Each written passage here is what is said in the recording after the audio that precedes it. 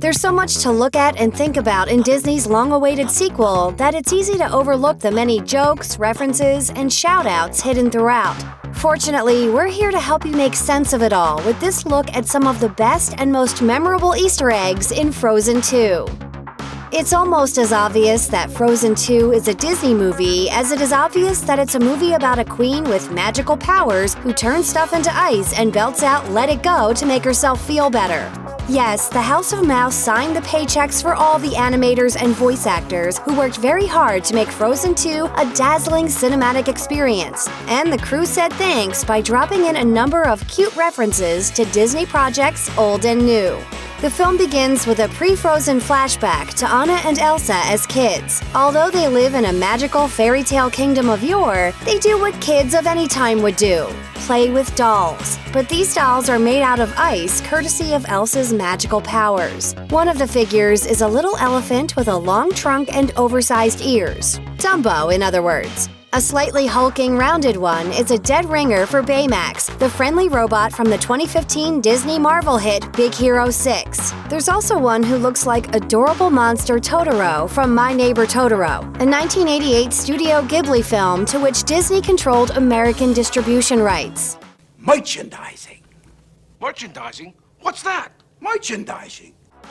Of course, the most recognizable character in Disney's long history is Mickey Mouse. Walt Disney's first successful creation is so recognizable and so popular that the silhouette of this high-voiced star of Steamboat Willie is a linchpin of Disney's iconography. Disney theme parks are full of hidden Mickeys. Those 3 black circles that comprise the mouse's head and big ears are real-life Easter eggs to be found on the ground, walls, and inside rides. Just like Disneyland, Frozen 2 is sprinkled with a few Mickeys. During a game of charades, Olaf cycles through several poses, one of which involves placing coals on top of his head and one in his nose region. The clue he's acting out is Mouse, and he chose to look like Mickey. Later, when Elsa sings Into the Unknown, she spins and leaves an ice circle in her wake. Very briefly, 2 circles appear atop that circle, forming the well-known Mickey shape. Tons of Disney animated movies, including Sleeping Beauty, Snow White and the Seven Dwarfs, Mulan, and Cinderella, are based on folktales, legends, and fairy tales. Frozen is based on the Snow Queen, a story first published in Danish in 1844. The author, Hans Christian Andersen, also wrote the source material for another Disney classic, The Little Mermaid. He laid the narrative groundwork for Frozen, but Frozen 2 was created entirely by modern-day screenwriters imagining new adventures for the characters inspired by Andersen's. The author's presence is still felt in Frozen 2, however, as an affectionate passing reference. Toward the end of the movie, audiences see a flashback to when Elsa and Anna's parents, Iduna and Agnar, were children. Iduna runs over to Agnar and inquires about the book in which he's happily engrossed. He explains it's a new Danish author. He means Hans Christian Andersen. Pixar is a wholly owned subsidiary of Disney, so Disney distributes Pixar films such as Toy Story, Cars, and Newt. Oh, you haven't heard of Newt? That's because it's a long-lost, unfinished project. Announced in 2008, Newt was about the world's last male and female blue-footed newts that must breed to save their species. Only they don't get along. Pixar had no choice but to cancel the film. Fox's 2011 release Rio hit theaters first, with virtually the same plot as Newt, except it was about macaws. Frozen 2 just may have paid homage to this forgotten obscurity. One of the cutest new characters introduced in the film is a big-eyed magical salamander named Bruni who can spread fire the way Elsa spreads ice. He bears more than a strong resemblance to the newts introduced in the concept art of the ill-fated Newt. The original Frozen was a massive hit.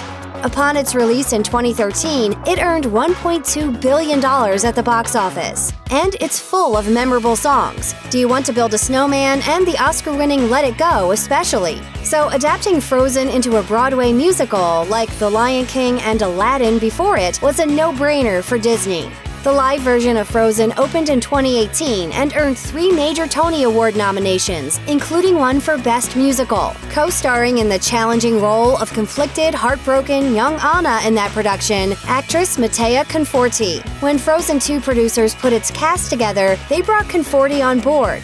In a subtle Easter egg that only the most hardcore of Frozen franchise fans were likely to notice, the former young Anna gave voice to young Elsa in Frozen 2.